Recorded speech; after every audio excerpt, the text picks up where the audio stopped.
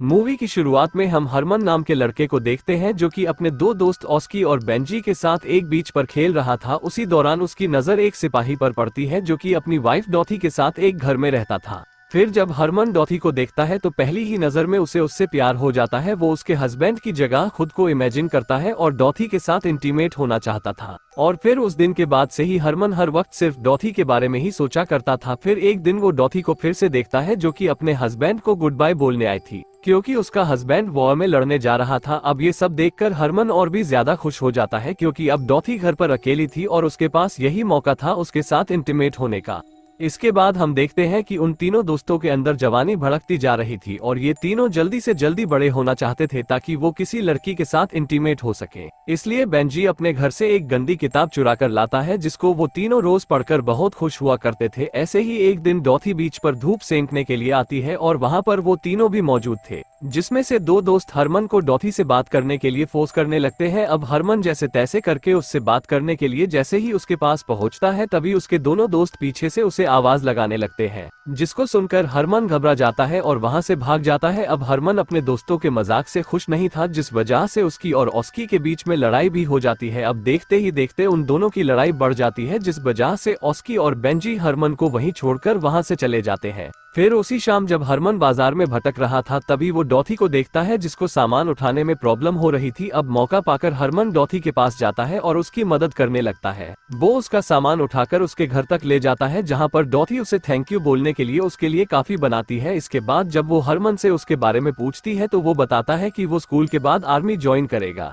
वो अपने आप को अपनी उम्र से बड़ा दिखाना चाहता था, इसलिए वो कहता है कि मैं कॉफी पीता हूँ, वो भी बिना दूध की, क्योंकि दूध तो मुझे बाद में पिला ही दोगी। इसके साथ ही वो डॉथी को अपने बारे में बहुत सारी झूठी बातें बोलने लगता है जिससे डॉथी को ये लगे कि हरमन कोई बच्चा नहीं है। फिर उसके घर से बाहर आने पर उसे उसके दोस्त मिलते हैं जो उससे कहते हैं कि हमने 3 लड़कियों का जुगाड़ कर लिया है और उनके साथ आज रात हम मूवी देखने जाएंगे। फिर उसी रात वो तीनों बाहर एक मूवी देखने जाते हैं जहां पर वो तीनों लड़कियां भी आ जाती है। तभी उनको देखकर अचानक बेंजी घबरा जाता है और डरकर वहां से भाग जाता है। अब वहां पर ये दोनों ही बचे थे, इसलिए उन तीनों लड़कियों में से एक लड़की को वहां से भगा दिया जाता है और बाकी बची हुई दोनों लड़कियां हरमन और ऑस्की के साथ मूवी देखने के लिए अंदर चली जाती है। वहीं जब हरमन अंदर जा रहा था तभी उसे वहां पर डॉथी मिलती है जो उसे कुछ जरूरी काम करवाने के लिए अगले दिन उसे अपने घर पर बुलाती है, जिससे हरमन को लगता है कि डॉथी उसके साथ इंटीमेट होना चाहती है। अब अगले दिन हरमन नहा धोकर सीधे डॉथी के घर पहुंचता है, ये सोचते हुए कि आज पूरी रात वो उसके साथ इंटीमेट होगा, लेकिन वहां पर पहुंचते ही डॉथी उससे अपने घर का काम करवाने लग जाती है।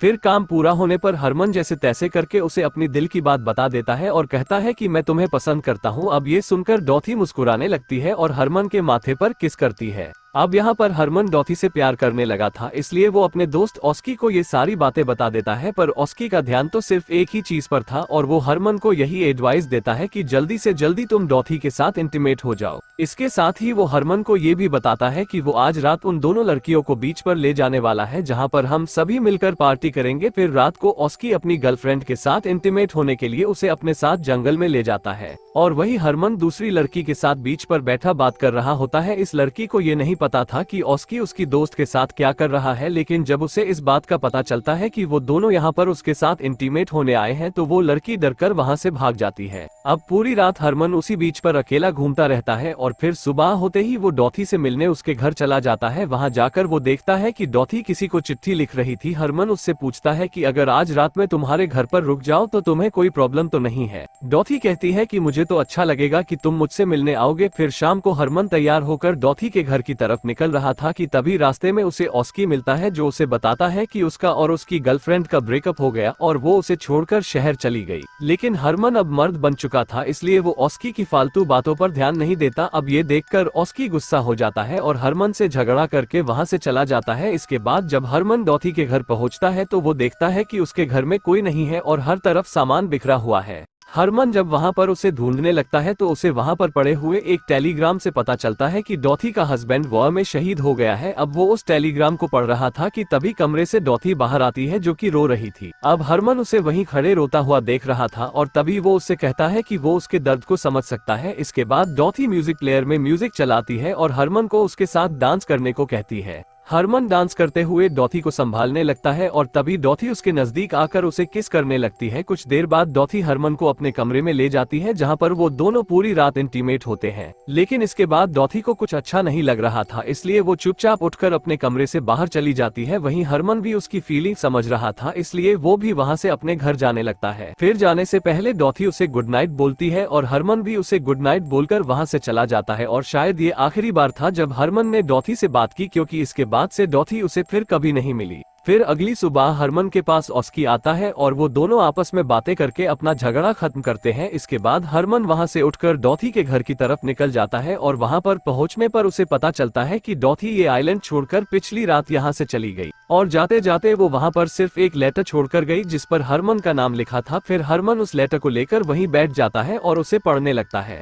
उसमें डॉथी ने लिखा था कि उसे ये आइलैंड छोड़कर अपने घर वापस जाना होगा, क्योंकि अब उसे बहुत सारे अधूरे काम पूरे करने हैं। साथ ही उसने ये लिखा था कि उसे उम्मीद है कि वो उन दोनों के बीच में जो कुछ भी हुआ उन चीजों को समझेगा और डॉथी को गलत नहीं मानेगा। वो हरमन को हमेशा याद रखेगी और उम्मीद करती है कि वो हमेशा खुश रहेगा। अब ये सब बातें पढ़कर हरमन उस दिन के बाद से हमेशा डॉथी को याद करता था और उस दिन के बाद से उसने डॉथी को कभी नहीं देखा और न ही उसे उसकी कोई खबर मिली। अब अपने साथ हुए इस इंसिडेंट ने हरमन को हमेशा के लिए बदल दिया था, क्योंकि इसके बाद अब वो एक मैच्योर इंसान बन जाता है। और दोस्तों, इसी के साथ ये मूवी यहीं पर खत्म हो जाती है।